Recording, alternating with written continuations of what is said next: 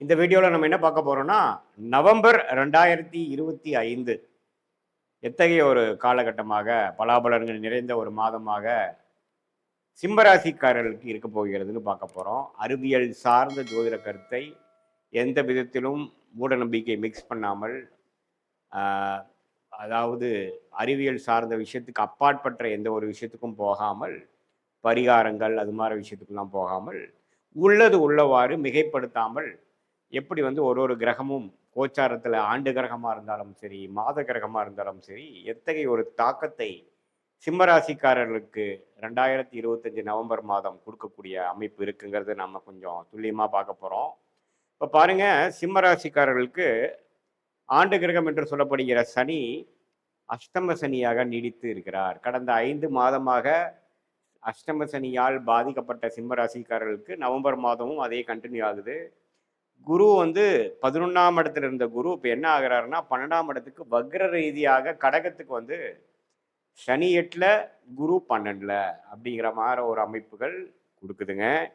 அதே சமயத்தில் 7ஆம் இடத்தில் ராகுவும் ராசிக்குள்ள கேதுவும். ஸோ கண்டிப்பாக வந்து சிம்மராசிக்காரர்கள் எல்லா விஷயத்துலையும் கவனமாக இருக்கக்கூடிய அமைப்புகள், நட்பு, உறவு, பங்குதாரர்கள், கம்பெனி விஷயங்கள், வியாபாரம், உடம்பு உபாதைகள், செலவுகள், குடுக்கல் வாங்கல், இது எல்லாத்துலேயுமே கொஞ்சம் கேர்ஃபுல்லாக இருக்கக்கூடிய அமைப்பு தான் வந்து ஆண்டு கிரகமாகிய குரு, சனி, ராகு, கேதுகள் கொடுக்கிறார்கள். மாத கிரகம் எப்படி இருக்குன்னு பார்க்கும் பொழுது ராசி அதிபதியாகிய சூரியனே பார்த்தீங்கன்னா 3ஆம் இடத்துல நீச்சமாக இருக்கார்.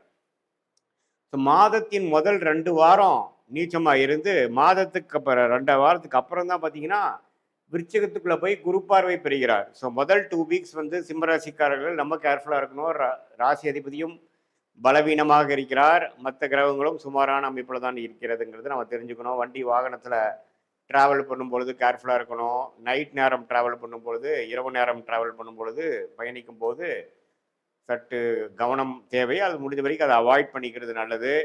அதே சமயத்தில் உங்களுடைய உடைமைகள், ஃபோனு, பர்ஸு, அது மாதிரி சில விஷயங்கள்லாம் கரெக்டாக வச்சுருக்கிறோமா, எங்கே வைக்கிறோமோ அங்கே வச்சுருக்கோமா, திடீர்னு மறந்து ஞாபக மறதியில் மிஸ் பண்ணுறது, அப்புறம் அது கடைசி கிடைக்க முடியாமல் போகிறதுங்கிற மாதிரி சில துரதிருஷ்ட விஷயங்கள் நடக்கக்கூடிய அமைப்புகள் இருப்பதனால உங்களுக்கு தசாபுக்திகளும் கொஞ்சம் சிறப்பில்லாத தசாபுக்திகள் போச்சுன்னா இன்னுமே கொஞ்சம் சிரமங்கள் வரக்கூடிய அமைப்புகள் இருக்கிறதுனால கவனம் தேவை அப்படிங்கிறது நீங்கள் தெரிஞ்சுக்கணும். நவம்பர் 15, 16க்கு அப்புறம் சூரியன் விருச்சிகத்துக்கு போய் உச்சகுருவின் பார்வை வரும் பொழுது பிரச்சனை இல்லை, கொஞ்சம் எல்லாமே சால்வ் ஆகிடும். கொஞ்சம் மனசில் ஒரு தைரியம், ஒரு தெளிவு, நம்ம என்ன பண்ணுறோங்கிறதுல ஒரு கிளாரிட்டி, அது மாதிரி விஷயங்கள்லாம் கொடுக்குதுங்க. மாணவர்களும் பார்த்தீங்கன்னா சிம்மராசிக்காரக மாணவர்கள் இது மாதிரி காம்படிட்டிவ் எக்ஸாம்ஸ் கிளியர் பண்ணுற இருக்கக்கூடியவங்க, கவர்மெண்ட் எக்ஸாம்ஸ் பார்க்குறவங்க எல்லாமே பார்த்தீங்கன்னா மாதத்தின் 3rd வீக் 4th வீக்கில் செகண்ட் ஹாஃப் வந்து நல்லா இருக்கு. சூரியன் குருவின் பார்வை பெறுகிறார். புதன் குருவின் பார்வை பெறுவது நல்லா படிக்கக்கூடிய விஷயத்தில் தேர்ச்சி பெறக்கூடிய அமைப்பு, புரிதல், கான்ஃபிடன்ஸ் கிடைக்கக்கூடிய அமைப்புகள் நல்லா இருக்கு. ஸோ சிம்மராசிக்காரர்களுக்கு செகண்ட் ஹாஃப்லேருந்து கொஞ்சம் படிப்படியாக என்னதான் அஸ்தம சனி நடந்தாலும், விரயங்கள் கொடுத்தாலும் சில பாசிட்டிவான விஷயங்கள் நடக்கக்கூடிய அமைப்புகள் இருக்கு.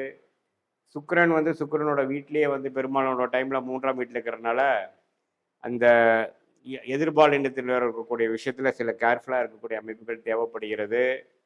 அதே சமயத்தில் உங்களுக்கு ராஜயோகாதிபதி ஆகிய செவ்வாய் வந்து 4ஆம் இடத்துல உச்சம் பெறுகிறார். ஸோ வீடு, இடம் சார்ந்த விஷயங்கள் நல்ல நன்மையாக நடக்கக்கூடிய அமைப்பு. ஒரு இடம் வாங்குறது, ஒரு பூமி வாங்குறது, நம்ம நாளாக இன்வெஸ்ட் பண்ணிட்டு இருந்தவங்களுக்கு வந்து ஒரு சொத்து அமையிறது, அதெல்லாம் வந்து அருமையான ஒரு வாய்ப்புகளை கொடுக்கக்கூடிய ஒரு மாதமாக 2025 நவம்பர் மாதம் சிம்மராசிக்காரர்களுக்கு இந்த அஸ்தமசனியின் நடுவில் பாலைவனத்தில் ரோஜாபுரம் வர ஓரளவுக்கு நல்ல விஷயங்கள் நடக்கக்கூடிய அமைப்புகள், குறிப்பாக செகண்ட் வீக் அப்புறம் வரக்கூடிய அமைப்புகள் பரிபூர்ணமாக உண்டு. இல்லத்தரசிகளுக்கும் பார்த்தீங்கன்னா அவங்க பேரில் சில சொத்து வாங்குறது, கொஞ்சம் வீட்டில் கொஞ்சம் கருத்து வேறுபாடுகள்லாம் நீங்கி கொஞ்சம் சுப விஷயங்கள் நடக்கிறது. சீனியர் சிட்டிசன்ஸுக்கும் பார்த்தீங்கன்னா கொஞ்சம் அவங்களுடைய பாகப்பிரிவினை விஷயங்கள்லாம் கொஞ்சம் சால்வ் பண்ண ட்ரை பண்ணுறது, உடம்பு உபாதைகள் கொஞ்சம் சரியாகிறதெல்லாம் கொஞ்சம் பரவாயில்லையா இருக்குது. பட் என்னதான் இருந்தாலும் செவ்வாயின் பார்வை வந்து ராகுக்கு இருக்கிறதுனால, ராகு 7ஆம் இடத்துல இருக்கிறதுனால குடும்பத்தில் சிறு சிறு தொந்தரவுகள், கருத்து வேறுபாடுகள், ஆர்கியூமெண்ட்ஸ் அதெல்லாம் வரக்கூடிய அமைப்புகள் இருக்குது. அதை நீங்கள் கொஞ்சம் அவாய்ட் பண்ணிக்கணும். இல்லைன்னா அது வந்து வெடித்து மனசில் ஒரு கசப்புணர்வை கொடுக்கக்கூடிய அமைப்பை கொடுக்கக்கூடியதாக இருப்பதனால கொஞ்சம் நீங்கள் சிம்மராசிக்காரங்க என்ன பேசுகிறோம், நம்ம என்னதான் நம்ம எக்ஸ்பிளைன் பண்ணாலும் நம்மளை புரிஞ்சுப்பாங்களா, அல்லது மௌனமாக இருக்கிறதே சரியா, அல்லது நம்ம வந்து பேசுறது சரியா, நம்ம கரெக்டாக பேசுகிறோமா, நம்ம பேசுகிறத அவங்க புரிஞ்சுக்கிற நிலைமையில இருக்கிறாங்களா, அதெல்லாம் நீங்கள் பார்த்து தான் நம்ம செயல்படணுமே ஒழிய, இல்லை எனக்கு தோணுது நான் பண்ணுறேன் அப்படின்னு எடுத்தமா கமுத்தமாங்கிற மாதிரி ஒரு விஷயம் பண்ணும் பொழுது அஷ்டம சனி அதோட வேலையை செய்து நமக்கு சிறப்பான ஒரு பலன் கொடுக்காது அப்படிங்கிறதை நீங்கள் தெரிந்து கொள்ள வேண்டும். ஸோ சிம்மராசிக்காரர்களுக்கு கொஞ்சம் சொத்து, வீடு, இடம் அது மாதிரி விஷயங்கள் பாசிட்டிவாக நடக்கக்கூடிய அமைப்புகளும், மாணவர்கள் காம்படிட்டிவ் எக்ஸாம்ஸ் கிளியர் பண்ண ட்ரை பண்ணுறவங்களுக்குலாம் கொஞ்சம் பாசிட்டிவான அமைப்புகள் கொடுக்குறதும், அதே சமயத்தில் கவர்மெண்ட் விஷயங்களில் வந்து கொஞ்சம் பாசிட்டிவாக வர்றதும், அதே சமயத்தில் சுப விஷயங்கள் நடக்கிறது, அது மாதிரி விஷயங்கள் நடக்கிறது, நல்ல அமைப்புகள் இருந்தாலும் நான் முதலே சொன்ன மாதிரி புதிய ஒரு விஷயத்தில் இறங்கும் பொழுது இந்த டைமில் நம்ம பண்ணுமாங்கிறத பார்க்கணும். அதே சமயத்தில் உங்களுடைய உடைமைகளை கவனமாக வைத்து கொள்ள வேண்டும். சில விஷயங்களை நீங்கள் இறங்கி பண்ணும் பொழுது துல்லியமான அமைப்பை நம்ம செக் பண்ணி தான் நம்ம வந்து ஒரு ரெஜிஸ்ட்ரேஷனோ ஒரு இதில் கமிட் ஆகுறதோ இமெயில் ஒரு முக்கியமான இமெயில் பண்ணுறதோ இதெல்லாமே கொஞ்சம் கேர்ஃபுல்லாக நம்ம பண்ணணும். இல்லைன்னா மிஸ்கம்யூனிகேஷன் ஆகக்கூடிய அமைப்புகள், தேவையில்லாமல் நம்ம வந்து ஒரு தவறான ஒரு பேர் வாங்கக்கூடிய அமைப்புகள்லாம் கொடுத்துருவார் அப்படிங்கிறத நீங்கள் கவனத்தில் கொள்ள வேண்டும். ஸோ இப்படி தான் வந்து இருக்குது. மாதத்தின் செகண்ட் ஹாஃப்லேருந்து கொஞ்சம் நல்ல அமைப்புகளை கொடுக்கக்கூடிய அமைப்பு எல்லா வயதினருக்கும் இந்த அஷ்டம சனிலையும் சில பாசிட்டிவான சில விஷயங்கள் நடக்குது ஐயா அப்படிங்கிற அளவுக்கு ஒரு காலகட்டங்கள் இருக்குது. அதுக்கு ராஜயோகாதிபதி வந்து ஆட்சி பெற்று குருவின் பார்வை பெறுவது, புதனும் குருவின் பார்வை பெறுவது, ராசி அதிபதியாகிய சூரியனும் குருவின் பார்வை பெறுவது இருக்கு.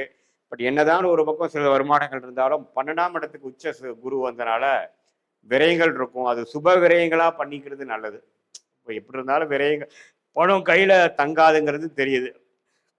அதை வந்து கொஞ்சம் சுப விரயமாக ஏதோ ஒரு சொத்து வாங்குறதுக்கு அது மாதிரி ஒரு விஷயத்துக்காக நம்ம பண்ண மாதிரி இருப்பது கொஞ்சம் ஒரு நல்ல அமைப்புங்கிறத நீங்கள் தெரிஞ்சுக்கணும்.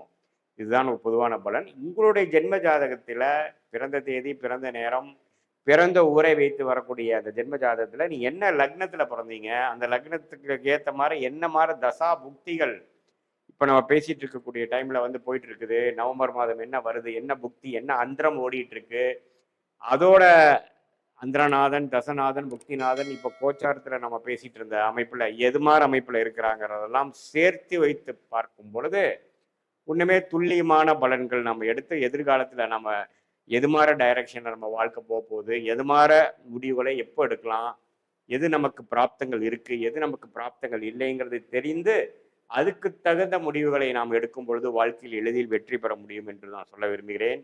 மீண்டும் மற்றொரு காணொலியில் சந்திப்போம். நன்றி, வணக்கம்.